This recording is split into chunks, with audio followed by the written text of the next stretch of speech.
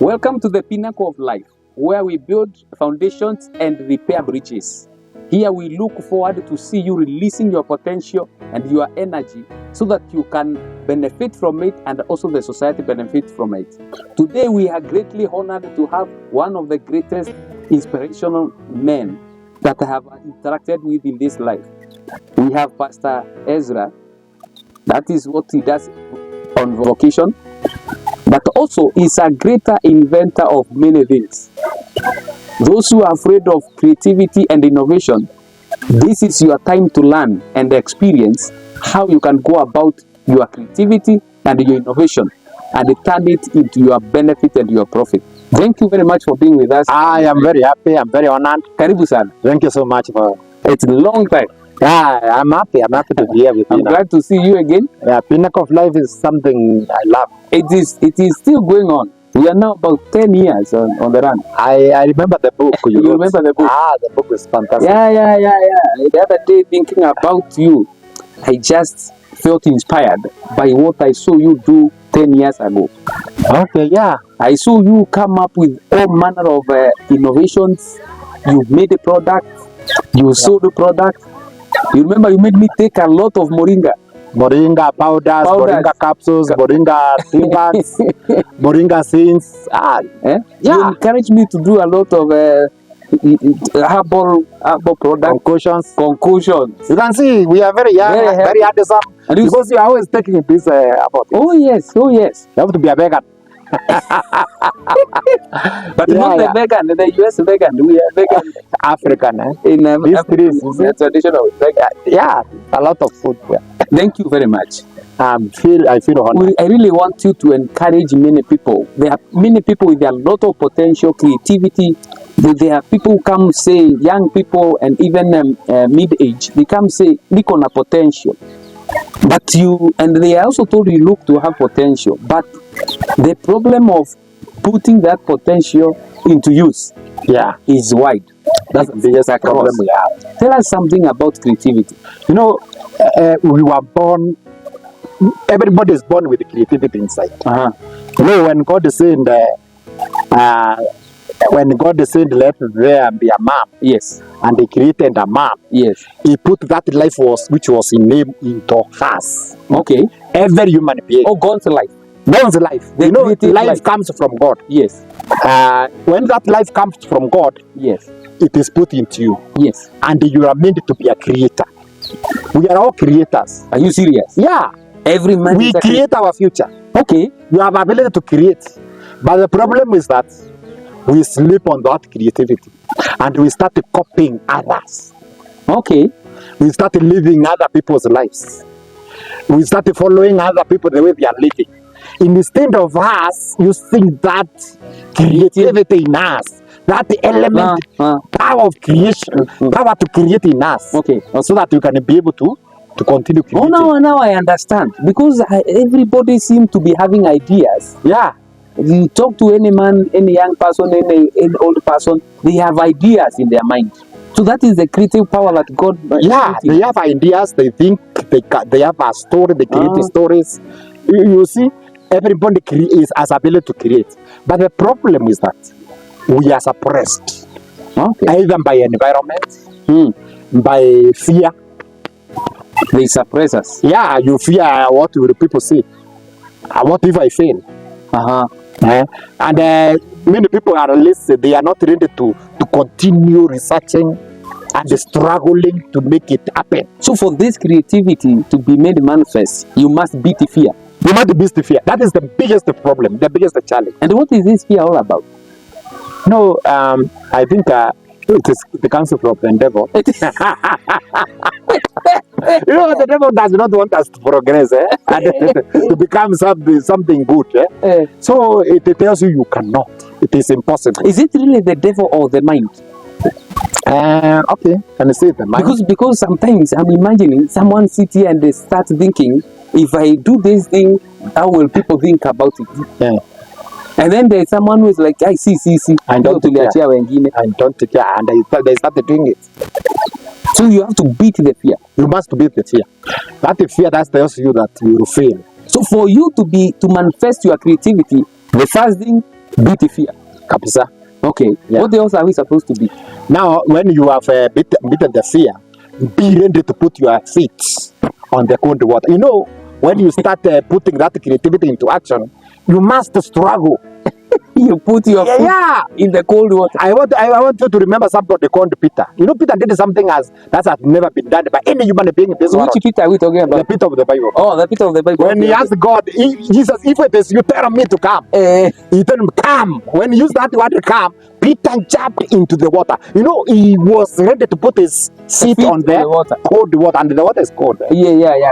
And he must have felt cold. It's actually in the night. You have to be ready to face the consequences. So beat the fear, put your feet in the cold water. Yeah, and you challenge that situation. You challenge that situation. Be ready to fight. Okay.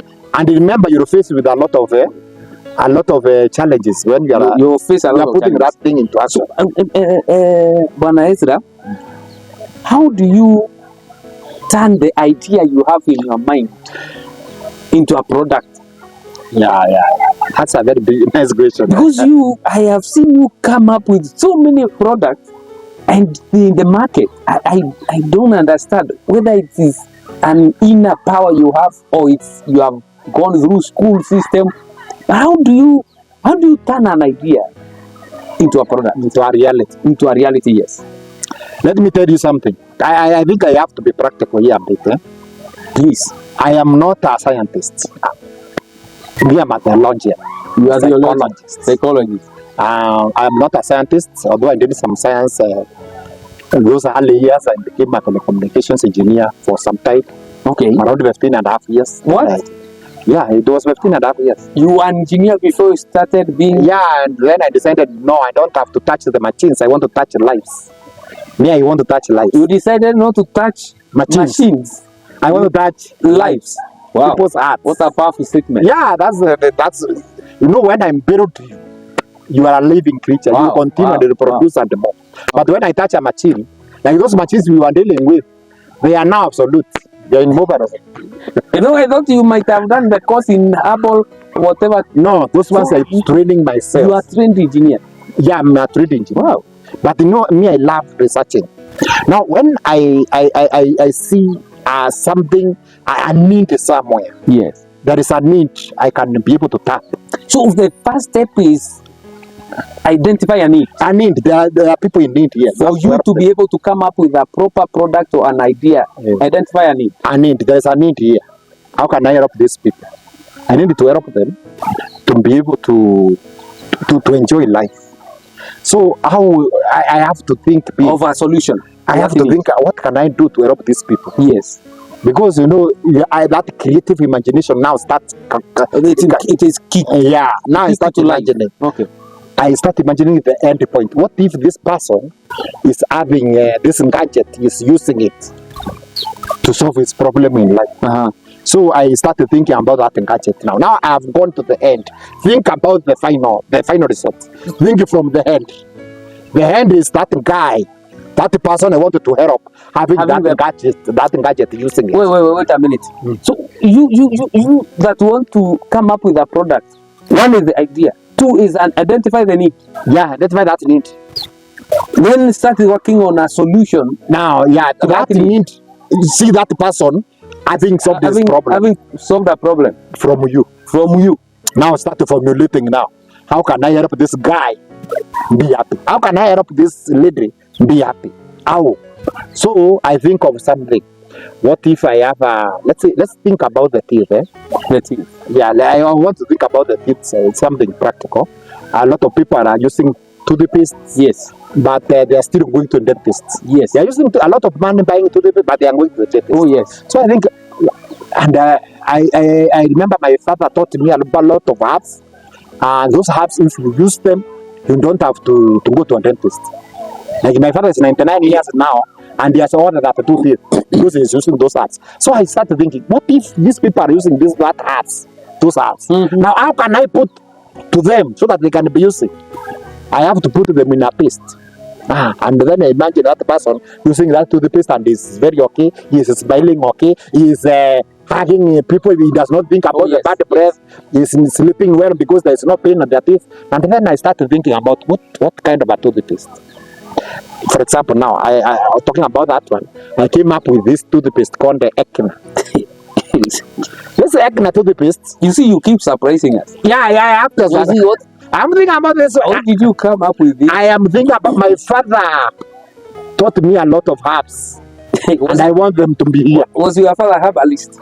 My father is a traditional man. You see, and then I decided to have a creativity. There is nobody in this planet Earth who has ever put a toothpaste in an gadget like this one. This is an eco-friendly, the first one. And I thought I have to think big. How can I put the toothpaste in a gadget like this one? And then I decided to talk with the manufacturers. Can you create something like this? I talked to the people packaging. This packaging. I talked to the people in China. We created it using my ideas. I told them, do something. Do use the measurements. I want that material. Let us have a tube like that one, so that they can put a toothpaste here using a machine. Now you see, Mr. Ezra, that's where most of the people listening or even around here, they're having a challenge. Yeah. I have thought of an idea. I have even seen a problem, and I'm thinking this thing can solve it. Now the issue, the rubber meets the road. How to make it? Now how I convert that idea into this item this item. Yeah, that's now where I tell people think big. Think big. Think big. If you start to think small, you want things to be brought from you to you like a manna coming from heaven. So like I imagine about a toothpaste. Yeah. It must have some combination of 1, 2, 3 things. Yes. Is it you or again you source for another person with that combination to help you come up with this product? Exactly. You must be able to tap on other people. On other people's ideas. There are 3 things. I wish I can talk to. At least. There are 3 things you need. In a summary. The first one, A. The first thing is D, for desire. The first thing is desire. Do you decide to do that thing that can solve some people's problems? Do you have desire? Do you desire it? It must push you. The drive. Yeah, you must have that drive. You must desire it from within. So that thing will push you to think. And you will think big. Now, as you are thinking about formulating that thing, or manufacturing that thing, or inventing that thing, yes, you must ask yourself, am I able? That is A now. No, you first take a point. Desire, an inner drive to do that thing, to solve that problem. Exactly. You must have it. You must have that desire. You cannot imagine of ideas, but the desire is. Then after having that desire, ask yourself, am I able? We are talking about ability. Now you might not be able. You might not be able even to make this thing. Yes. Now that's the time we come to the third thing. The third thing is human relations. How do you relate with other people? So this able, we need resources. Or it might be resources, or the mentor. It might be the skills. It might be the talents. Okay. It might be the money. Yes. Okay, that's the ability. Yeah, the ability. You are not able financially. Okay. You don't have skills, but you have that desire. Yes. But you have the ability to handle human relations in both. Like now, formulated this thing, I've invoked so many other people who are not me. The manufacturers of this too. That is the designers who designed this thing. Yes. The designers who designed this one. And this is now packaging. Now. And the one who produced this everything. Yes. And the finances, I have the source for money. Yes. To do all these things. Yes. And now coming to the formulation of the product. The thing that you put inside that you go and put the toothbrush and then brush with it. It requires another set of people. Scientists now here. How am I manipulating them? How will I be able to talk to them so that they can share those ideas? Yes. And help me formulate something that when I put to the market, it will go. And after that, I will just go to people called the caves. And identify need, desire to solve that problem, check on your abilities, and the human resource. Yeah, and be able to manipulate the human resource involved to come up with the product. That is the thing that is required. Those three things, if you have them, and if you can formulate them, you will succeed. But most people in our country, and in fact in Africa, we complain a lot about the lack of resources to do that and all that. We talk of the government not doing that and that. What would you tell such people? Now, on the point of resources, there is a lot of money floating ready to be used by people who have good ideas. Yes, money. Oh, what is it? Yeah, what is required is, do you have a good idea? Money is in the ideas. Yeah, money follows ideas. You don't have to have money to create things like this one. Do you have a good idea? Do you have a good idea that can be economically viable? No. Face that camera and ask them that question. Yeah, I'm asking you, do you have a good idea? Money is an idea. An idea that can be economically valuable. Something that can be turned to be economical. You said money is floating in the air somewhere. People don't give you waiting money. For ideas. People don't give you money. And they don't give you money to help to produce those things that will help other people. Because if we are in the business of helping other people. Yes. If you're not ready to help other people, you'll never have something viable in the market. You are there to help other people succeed. So this complain about the government not doing or not doing, it's neither here nor there. Yeah, it is. The government cannot help somebody who is sleeping there and just idling. Me, I've been helped so much by the government. They call me, they take me to Kenya School of Government for training. They training me for 2 days, 3 days, like how to get like this one. You see, this babe was registered the trademark. I was trained by the government, paying for me food, everything, and even pocket money. But because of the idea, because they saw me, I have something, and you are willing to put your feet in the water. I'm willing, and the government saw this guy. If we utilize him, he can help, and that's why they trained me. Not alone, with other people. There are so many people who are trained, who are willing to do it, and that's why I'm calling you. Even you can. Yes, you can. You can. It is possible. You have a lion sleeping there in your mind. You are sleeping in a good mind. I like that. It is possible for you to wake up and do something. Just get out. Get out and talk to us. So it therefore means even these complaints, people have smartphones nowadays, and they are misusing them. But in fact, when I talk about the smartphones, you see somebody when he goes to the social media, he uses his bundles just to watch other people dance. Okay, it's not bad. You can entertain. But why can't you go to the educational sector, the educational point, the educational needs, where you learn about the area you feel you are interested in? You can learn about those apps, apps. Or even come up with a digital idea. You can learn about DIY things. Do it yourself things. There are a lot of them. You can think about them and then develop things. How to write books, how to share ideas, how to take videos like this ones. So you are saying creativity and innovation is not that hard, it's just... It's the cause for somebody who is willing to utilize what God has given him and make it fruitful, make it produce fruits. How willing are you? That's the question I am hearing. How willing are you to utilize yourself to make useful that which God has put in you? And there's a lot. There's a lot. Me, in my head, I see a lot of ideas. When I pass like this, I see opportunities. You see opportunities? I see opportunities and I ask God. You feel like creating a product. But I have to move step by step. Like now, I've so many. I am thinking I can do this and it succeed. But you have to move step by step. Hey, I admire you. But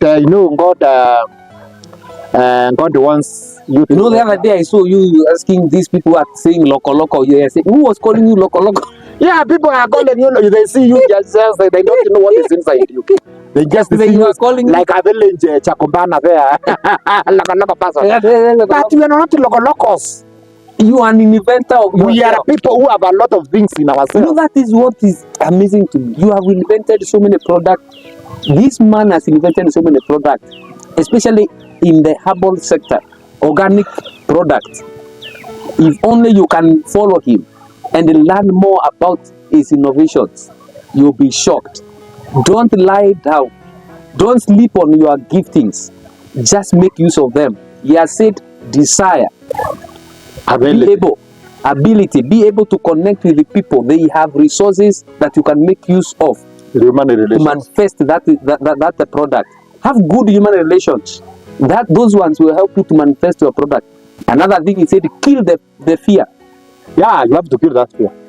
And you know, even that inferiority thing, you think that your product is so small, it cannot help, it cannot go anywhere. Can I give you a small story? You know, I love storytelling. Okay. Let me give you a small story. There was a lady. That lady, somebody was searching for information and the knowledge. Yes. And they searched for knowledge in our home area, their community, and she realized she has finished all the knowledge there. And she wanted to go far. So she went far and met a certain city. And in that city, she met people who are always closing their gates and everything. And she asked them, what something roared, and they started running. So he asked those people, what is happening? So that lady was told that there is a giant that comes to our village once per year. And when it comes, we have to sacrifice one person to go and be eaten by that giant, so that that giant will not destroy our city. So that lady was wondering, what kind of that giant? So she was told there is a very huge giant. He comes and roars, hey, send me one person. I eat or I will destroy your city. So that lady felt a lot of, I want to see that giant. She was told, you can never see that giant. And if you want to see that giant, you will only hear his voice. But if you want to see that giant, you must be one of the people who represent to see it. So the lady thought, I want to see that giant, and decided I will be the person to die to go and experience that giant. I must see it. So the lady told the city, because the time is coming and the giant has started coming, everybody is running, I will be the one to face the giant. Oh, yes. They were very happy because this is a stranger. Yes, she has come. So the lady, then get to her close and she was sent outside. She saw a very huge giant, an hologram, spreading to the sky. Yes. It was there saying, I have come. Now come, meet me. I have come. So that lady decided to continue facing the giant. And she started walking towards the giant. And as she was walking towards the giant continued becoming smaller. And she went, and the giant was becoming smaller and smaller. So the giant was telling, are you still coming? Yes, you don't fear me. I don't fear you, I'm coming. So the lady continued. And the giant became smaller, and it became smaller almost to this size of this phone. So the lady could not let it shrink completely. He grabbed it and asked it, who are you? I wanted to know. Who are you? You are a very huge giant. They said they fear you, and you are shrinking because of me. Who are you? That giant now become a pygmy or something small. He told him, I am fear. My name is fear. So these are people that die because of fear. Because when they hear me, when they face me, they disappear. They get so what is it called? Can you have that name for fear? That fear makes them to die.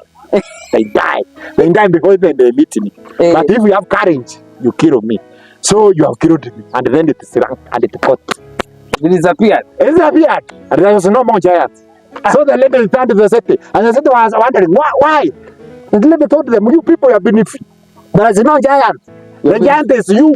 The giant is you. It was in your minds. You feared nothing. It is called the fear. So the people were fearing. They were fearing fear. Stop fearing fear. Stop fearing fear. Face that giant. The fear is in your mind. Face that giant. Face it. Face your mind. You know, in Kamencu we say, ukaliwa nene amuri usha.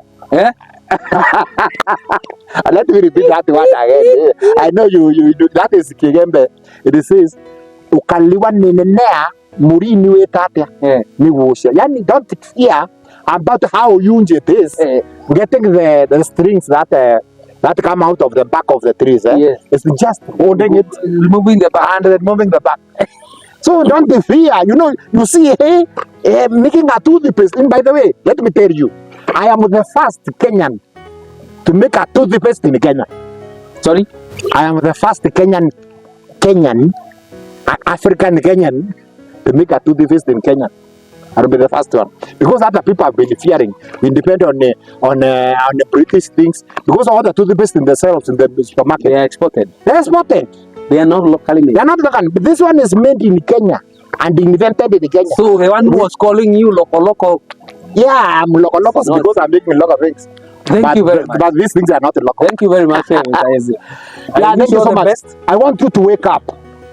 Wake up. Wake up. Wake up. There is a lion Yes. inside you. Yes. Release it. Yes. When are Release you it. releasing this product to the market? By next week, I think it will be there. Okay. In the market. We will look forward to it. Look at my Ekna. Look at my TikTok. Your TikTok. Ekna. Toothpaste. Look at my TikTok. Ezra KM. Ekna toothpaste. Ezra KM. And this toothpaste, what is it helping our teeth? Bad breath. Bad breath. Cavities. Those the shaking of the teeth sensitivity. Sensitivity. Yeah, it will make your farm. It makes them firm. Okay. If you have tonsils, if you have mouth ulcers, Okay. see you have Yes. they have mouth ulcers. Yes. It will help because those herbs I'm using. My father meant me to. It's organic. It's very organic. Very organic. No chemicals. Okay. And it has no fluoride in it. Okay. You're using herbs. When you see Ekna, remember Ezra and Loco. And remember innovation. It is possible we can. It's possible we can. There are a lot of things I can tell you. There are a lot of things. I would like you to continue following the channel. I think we can come and bring you many other things. No, we will come again. And there are a lot of things I cannot create myself. I have to give it to other people to create for themselves. I will have to see you and create mine. Have you visited my TikTok? My TikTok? Did you see the Samba tank? I invented the Samba tank. I was the first person to think about a Samba in a tank. Is it? Yeah, Samba tank. Samba tank. Remember, look at my scroll down. You see, I'm having a lot of vegetables in a plastic container. And even so, you do some roof thing. You're saying, Yeah. you water. I was suffering with a lot of people who built my house. Roof. Yeah, it was disturbing so much. So that suffering made me to think. So I discovered that tape which can be used to prevent seal water leakage. To see the water leakage. And asked, You invented that. no, I just thought, okay, I'm not the one who made the tape. Okay. So I asked, can that tape be useful in my roof? Because I'm suffering. This is water disturbing me. That is a tape that can help with a tank or a pipe. So I asked, can tape be applied in a roof? So even the manufacturers never knew that a tape can be used in a roof. But me, I decided to utilize it. And I made it, I put it in the market. Thank you. First of all, I helped myself. Then I told others. And I got a very, very fertile market. I have sold them. Even now, they are being sold. that's the power of creativity. You have to have imaginate. We call it creative imagination. Creative imagination. Think, what if this and this is happening? What if I'm doing this and that? What if? Wow. There are a lot of things to talk Creative about. imagination. Thank you very much for listening to us. I pray that information will help you and stop fearing. In Pinnacle of Life, we encourage you to unleash yourself and let your potential be beneficial to you and to the society. See you again at the Pinnacle of Life. God bless you. God bless you.